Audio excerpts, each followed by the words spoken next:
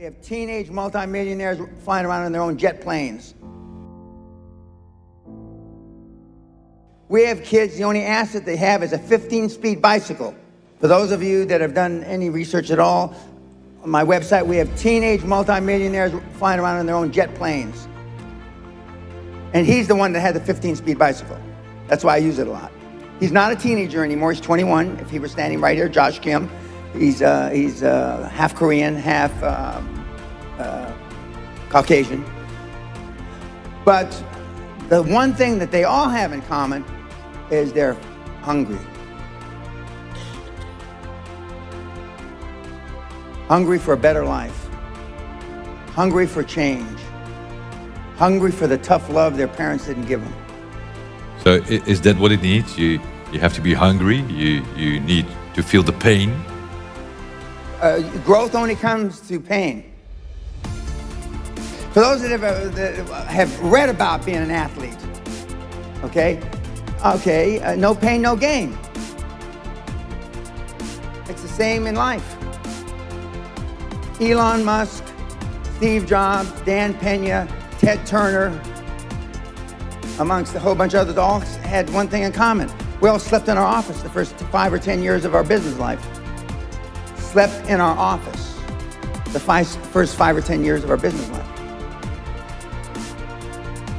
I think we would like to know, how does it work? The QLA principle, Okay? the basics. What can you teach in? There's only one moving part to the QLA model. How does it work? Okay, I'm gonna tell you right now, there's only one moving part, but since it's only got one moving part, I'm giving you the benefit of the doubt that you can get this. Motivated seller. Now, I know it's not politically correct to talk about having sex with 1,000 partners anymore, but rock stars got nothing on Dan Pena. I got more ass than a toilet seat at a fucking bus station. And I was proud of it. How? Because I asked. The squeaky wheel gets the grease. And you've been taught all your life not to ask. To politically fit in. So the one moving part is a motivated seller. Now let's say that this table are all in IT. This table is in manufacturing. This table is in medical services, and this table is in construction. Of these 5 tables, or 5 industries I just mentioned, you're looking for a seller that is between 55 and 70. He has no line of succession, meaning he has nobody to leave the business to, because most children today don't want to have anything to do with their parents' business. There's no succession planning. So there's got a guy, 68 years old, he's been in the business 35 years, he's built up a construction company to 5 million euros a year. He makes let's make it even numbers, €1 million a year out of 5 million, which would be a great business, that'd be 20%. What's he gonna do when he drops dead? He's gonna drop dead, right? And who's he gonna leave the business to? The hag he calls his wife. And what is she gonna do with the business? All nothing.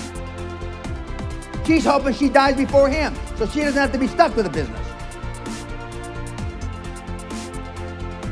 Why don't the owners plan for death? Because nobody wants to talk about it. Why don't owners have a succession plan, meaning when I die, this is what's going to happen to the business? Because they don't want to talk about it. It's one of the things you don't talk about. It's the only thing I talk about. Okay, so you got a motivated seller. He's got a construction company, 5 million euros a year revenue, total revenue. He makes 1 million after tax. That is your prospect. That is the person you call on. And on the site, we show you how to call on these people, how to find them. How to find them. And 7 or 8 times out of 10, you can finance the entire transaction with no equity. You can finance the entire transaction with commercial debt, or as you say in this country, debt. Commercial debt. Meaning you don't have to have any money. Now, Naya Rota, which I had the privilege of teaching at back in the 90s. Erasmus, which I had the privilege of teaching at back in the 90s. And at University of Amsterdam, which I had the privilege of teaching it back in the 90s, I used to ask the question, how many classes have you had in buying a business? Nobody raised their hand. How many classes have you had in selling a business? Nobody raised their hand. How many classes have you had in leadership? Nobody raised their hand. Now I'm here to tell, because I checked last week, those three fine universities still don't have any classes in those three subjects. So they're not teaching you how to sell your business. They're not teaching you how to buy a business. Arguably, they're only teaching you how to run a business. So we have a motivated seller that has not had any succession plan, and that wants out, and that they will look at you with tears in their eyes, rolling down their cheeks. You're their savior. Because otherwise, they're going to die, and most of the owners that I just described in those 5 industries are going to die intestate. That means without a will.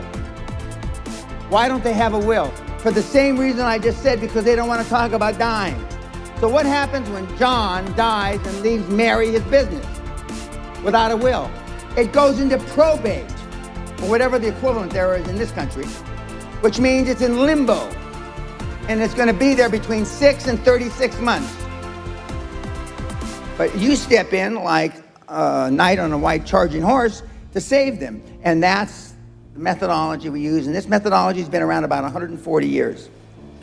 And the first person to think of this, and it wasn't Dan Pena, Andrew Carnegie, the wee Scot, arguably the first really wealthy guy on the planet, who happens to coincidentally come from right down the road from where I live in Scotland.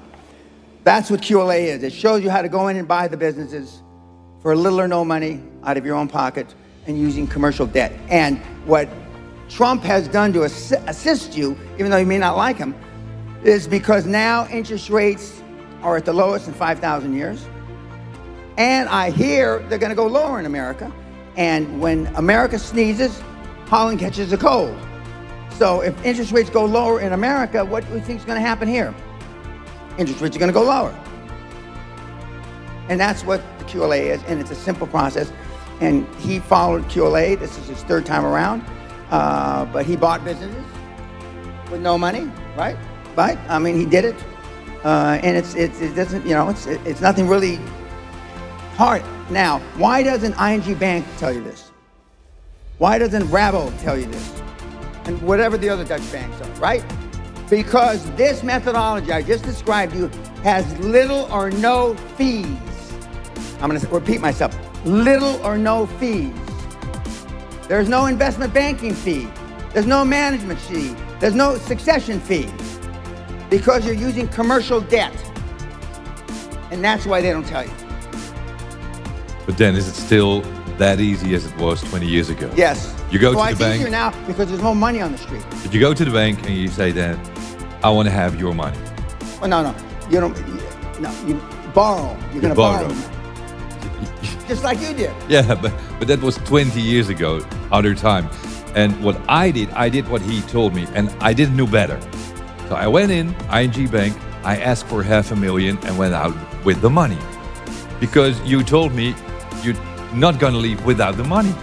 You don't leave without the money, or a check, or a wire transfer. You sit there and until they're embarrassed.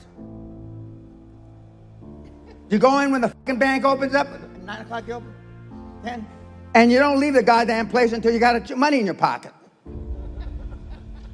I mean, literally. Now, see, most of you wouldn't do that because you'd be embarrassed. And it's still that it's better to go to a new bank? Oh, yeah. A new now, office? When a new ING branch opens up in wherever, okay, there's 3 things that you know for sure. Number 1, they've done a lot of marketing surveys that they need a branch there. Number 2, the bank branch has a lot of money, ING Bank. And number 3, they have no customers. That new branch does not have one customer when it opens up the first day on a Monday morning. Except for you, because you're going to be the first one in the door. I used to go around in my limousine. I'd go from branch to branch to branch. Boss, wake up, we're here. And I mean, I go through the same bullshit, the same pitch, which are all on my site free. And I wouldn't leave without it. We give you a script. What is your legal lending limit? What's your personal lending limit? The bank officer. You probably don't even know, if you've ever dealt with a bank, what the legal lending limit of the bank is. You probably don't even know what the banker's legal lending limit. And the banker will say, well, I can sign for $50,000. You personally can sign for $50,000. What a lucky day for the two of us. All I need is $49,500. What a lucky day. And we have kids doing this in the Netherlands today. So even since all the rules in the financial system has changed, you say it's still easy. And the reason why it's easier, because from 20 years ago, there's probably 100 times more cash trying to get out of the bank doors into our pockets now than when you did it 20 years ago. For every dollar, for every euro you put in a bank, they lend out between 20 and 40 euros for every euro you put in, depending on the structure, depending on the balance sheet of the bank.